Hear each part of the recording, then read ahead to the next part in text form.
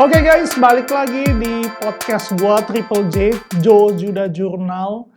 Kali ini gua akan bahas sesuatu yang sedikit berbeda dari yang biasanya gua bahas. Kalau sebelumnya gua biasanya bahas mengenai marketing, mengenai marketplace, mengenai productivity. Kali ini gua akan ngomongin soal relationship. Relationship ini satu dari 3 skill yang sangat penting untuk kita semua kuasai kalau mau hidup kita lebih mudah dan lebih berhasil. Yang pertama, relationship, bagaimana kita berhubungan dengan orang lain, bagaimana kita connect dengan orang lain. Yang kedua adalah leadership, bagaimana kita memimpin tidak saja orang lain, namun diri sendiri, bahkan memimpin atasan kita, memimpin customer kita. Dan ketika berbicara mengenai memimpin, di sana ada fungsi, ada peran untuk memanage, mengatur. Dan skill terakhir itu berbicara mengenai stewardship, kemampuan kita untuk mengelola hal-hal yang dipercayakan kepada kita. Waktu, uang, harta, keluarga, pekerjaan, apapun itu. Balik lagi untuk relationship ini, sebenarnya ketika berbicara mengenai relationship, sebelum-sebelumnya pun di podcast gua, vlog gua sebelumnya, gua udah berbicara mengenai relationship. Cuma lebih ke marketplace. Bagaimana kita memimpin, leading di dunia profesional, di perusahaan kita. Itu juga merupakan relationship. Bahkan ketika berbicara mengenai marketing pun, itu sebenarnya berbicara mengenai relationship kita. Bagaimana kita bisa melihat bahwa ide kita, produk kita, itu bisa menolong orang lain. Dan untuk bisa menolong orang lain kan kita perlu membangun hubungan. Cuma kali ini, gue akan ngomong soal relationship dengan pasangan. Gue akan ngomong ini secara series, jadi ini series relationship dengan pasangan. Gue akan bagi dalam beberapa podcast, jadi mulai dari gue menemukan, menjajaki, menikah, dan menjalaninya sampai saat ini. Sebenarnya ada fase terakhir yaitu berpisah. Cuma gue belum lewati itu, jadi gue nggak akan bahas sampai di sana. Nah, kenapa ini gue angkat? Karena begini, karena pandemik atau dalam situasi saat ini, ketika kita mengalami pandemik, mengalami COVID, ini kan secara tidak langsung sebenarnya menjadi bencana kemanusiaan ya. Karena kita sebagai makhluk sosial diuji sampai sejauh mana kita bisa membatasi diri kita dalam bersosialisasi. Karena ada social distancing. Dan efek pandemik ini tentunya berpengaruh terhadap bagaimana cara kita berhubungan. Banyak yang bilang bahwa ini seperti tombol reset, di mana mengubah cara kita berinteraksi dengan orang, cara pandang kita berubah. Mungkin setelah ini ya, kita akan canggung ketika berbicara dengan orang di zona intim, yang dekat kurang dari 1 meter, apalagi tanpa masker. Mungkin setelah ini, apalagi buat orang Asia ya, udah nggak ada lagi cipika-cipiki, pipi kiri, pipi kanan lagi. Jadi akan berubah cara kita berinteraksi dengan orang lain. Nah, gue nggak tahu saat ini, ketika kita mulai mencari pasangan, buat para yang jomblo, gue nggak tahu apakah pandemi ini mempermudah atau jadi mempersulit. Karena ini pro dan kontra ya. Banyak yang punya pengalaman, justru dengan pandemik ini dia bisa lebih dekat dengan orang-orang yang memang bisa dipercaya, yang memang dia ingin untuk dekat. karena ada persamaan nasib. Sehingga mau nggak mau komunikasinya jadi lebih intens, walaupun lewat chat, mungkin video call. Nah, memang di situasi saat ini, self-distancing ini, pandemik ini, kita sebagai makhluk sosial memang tidak bisa dibatasi untuk bersosialisasi, tapi kita juga tidak ingin bersosialisasi dalam grup-grup yang besar. Biasanya kita akan berkumpul atau dekat dengan grup-grup yang lebih kecil, kawanan-kawanan yang lebih kecil. Dan ini sebenarnya lumrah. Jadi memang ada yang diuntungkan buat para jomblo di luar sana, ada yang diuntungkan dengan situasi saat ini. Namun yang tidak diuntungkan pun juga ada. Karena di situasi pandemik saat ini, kita kehilangan interaksi sosial secara langsung. Padahal pertemuan dan mungkin sentuhan fisik seperti berjabat tangan, berpelukan, ini kan engagement yang paling tinggi ya dalam membangun sebuah hubungan. Dan saat ini kita kehilangan hal tersebut. Jadi ada beberapa orang yang justru kesulitan untuk mencari pasangan. Namun terlepas dari apapun itu ya, maksudnya pro dan kontra, perlu kita sadari dulu apa sih tujuan kita menemukan pasangan. Apakah tujuan tersebut sudah benar atau belum? Karena begini, karena apapun situasi saat ini ya, menguntungkan atau tidak,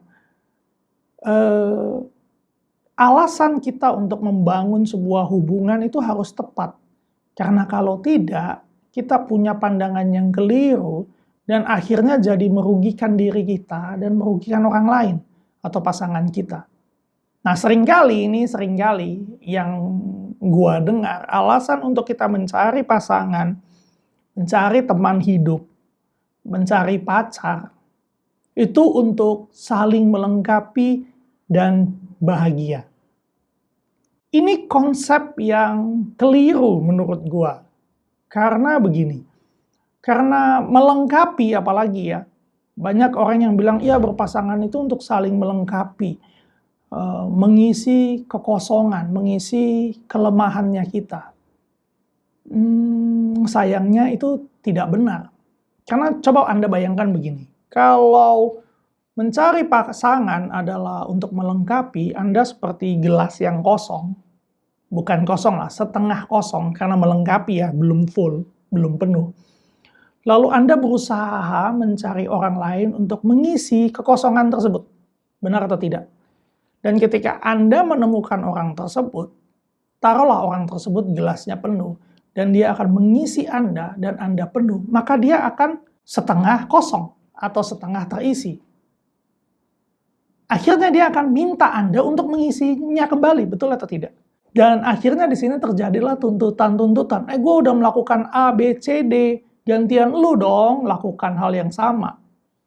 Karena tadi gelas kita setengah terisi, kita berusaha melengkapi diri kita dengan mencari orang lain. Dan ini yang sering kali terjadi. Apalagi kalau pasangan yang kita dapati atau temukan adalah juga setengah terisi gelasnya. Maka ketika dia mengisi Anda, dia akan kosong, kering. Dan ketika dia minta Anda untuk mengisi dia penuh, Anda yang akan kekeringan. Lalu bahagia. Ini juga sesuatu pencarian yang mustahil sebenarnya untuk kita temukan kalau kita mencarinya dari orang lain. Ironinya begini, alasan orang memutuskan untuk bersama dan berpisah itu karena bahagia. Maka di sini ada yang keliru. Karena faktanya, jika kita tidak dapat bahagia dengan diri kita sendiri, hampir mustahil kita akan bahagia dengan orang lain. Kebahagiaan kita bukan tanggung jawab orang lain.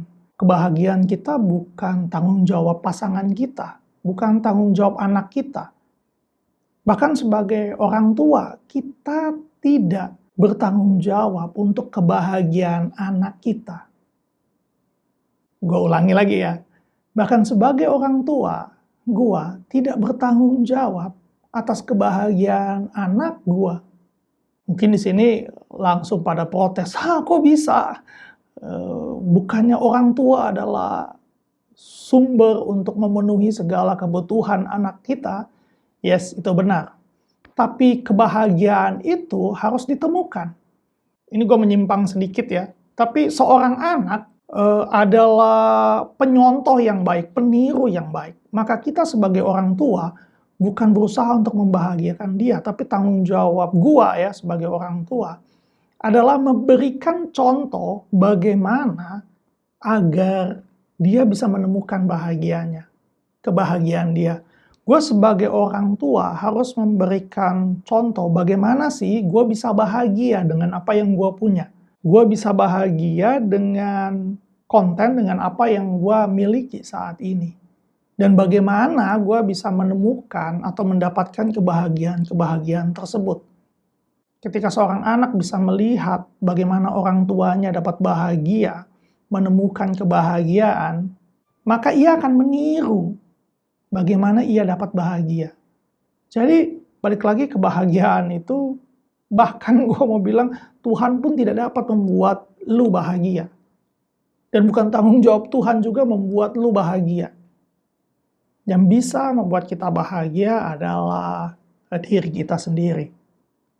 Makanya kita perlu menjadi single. Be single. Ini persepsi yang keliru nih, single. Wah, gue single nih.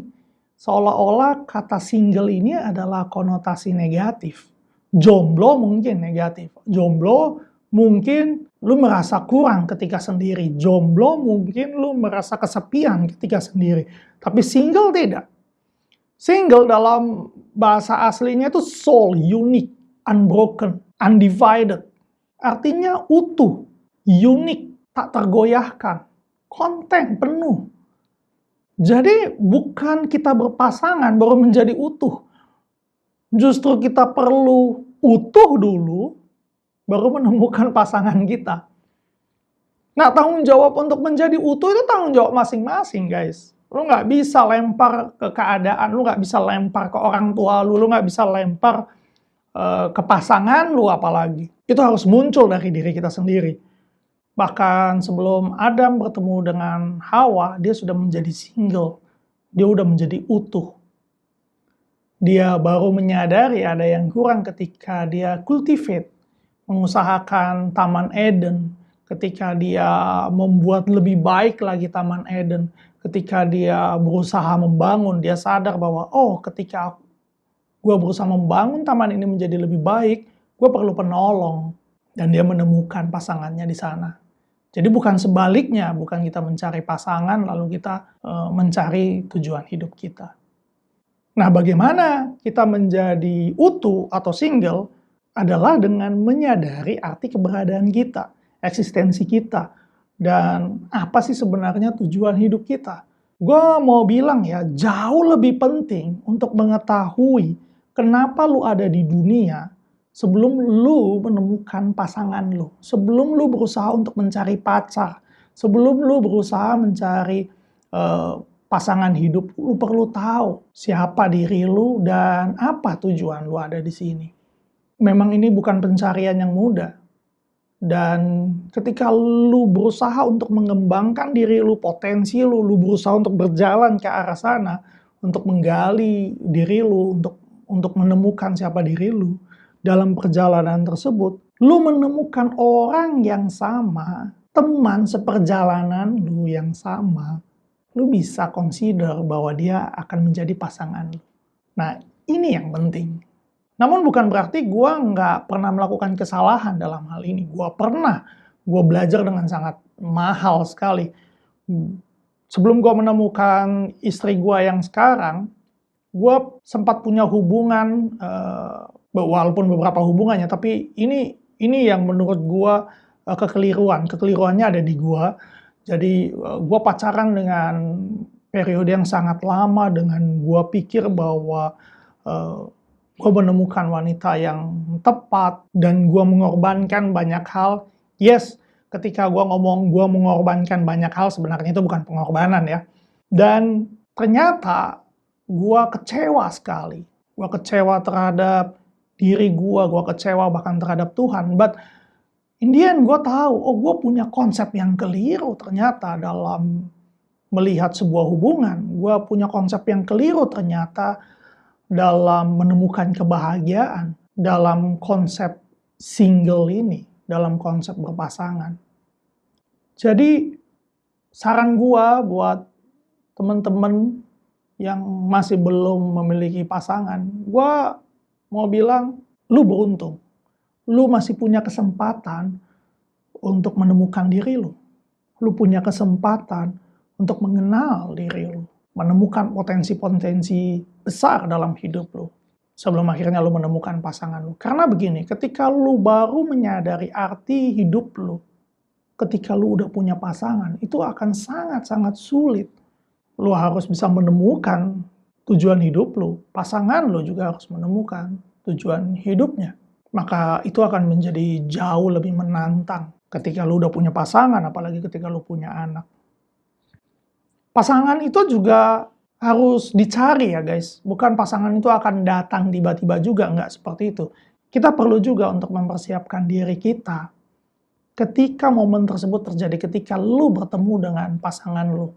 Karena lu nggak ingin ketika lu bertemu dengan pasangan lu ternyata belum siap juga. Dan konsep mengenai single ini harus dipahami juga oleh pasangan lu. Karena ketika lu tahu bahwa kebahagiaan itu adalah tanggung jawab lu, dan pasangan lu berpikir bahwa kebahagiaan dia adalah dari lu, ya mungkin ketika dia bertemu dengan lu, dia bahagia, namun membuat lu nggak bahagia. Atau sebaliknya, lu bertemu pasangan lu bahagia, namun membuat dia nggak bahagia. Oke, ini podcast pertama dalam seri relationship mengenai menemukan. Oke guys, kalau lu mau sharing something mengenai menemukan, atau lu saat ini sedang berpacaran, dan lu ingin mencari tahu lebih dalam lagi, lebih banyak lagi mengenai single, atau mungkin lu punya pengalaman lain, lu bisa share, lu bisa komen di vlog ini. Hopefully gue akan jawab, gue akan jawab satu persatu pertanyaannya. Oke, segini dulu. Tetap sehat, tetap jaga jarak, dan be single.